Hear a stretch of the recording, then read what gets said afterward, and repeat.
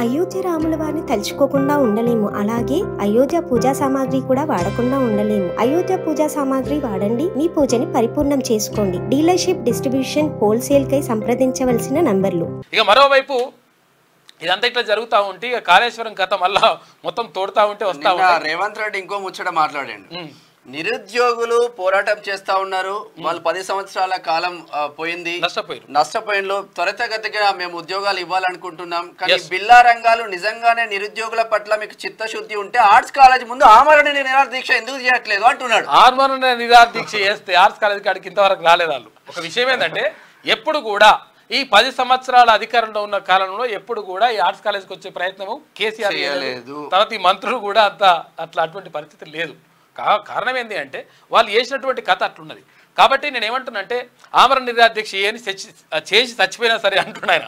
మేము మిమ్మల్ని ఏం ఆపము, మిమ్మల్ని హాస్పిటల్ కూడా తీసుకోమని అంటున్నాడు. పోలీసుల ప్రహారా కూడా పెడతాము, ప్రహారా పెట్టేసి చెప్పిస్తాం అంటుండు.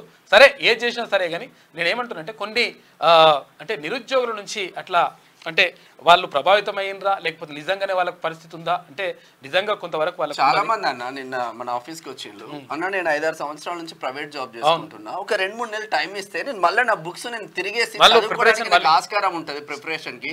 ఇట్లా చేస్తున్నారు ఏంటంటే కాబట్టి తెచ్చుకుంటున్నారు. ప్రభుత్వం మంచి చేస్తా ఉంది, జాబ్ క్యాలెండర్ వేస్తుంది, తర్వాత అన్ని ఉద్యోగాలు కూడా పెంచుతా ఉంది. ఇవన్నీ కూడా మంచి చేస్తున్నప్పుడు కొంచెం అది పోస్ట్పోన్ అనేటువంటిది అంశం కూడా పరిగణలోకి తీసుకుంటే 100% ప్రభుత్వానికి మంచి జరుగుతుంది, ప్రజలకు కూడా మంచి జరుగుతుంది, నిరుద్యోగులకు కూడా మంచి జరుగుతుంది అని చెప్పేసి వాళ్ళు భావిస్తా ఉన్నారు. కాబట్టి ఆ నిర్ణయం తీసుకోండి.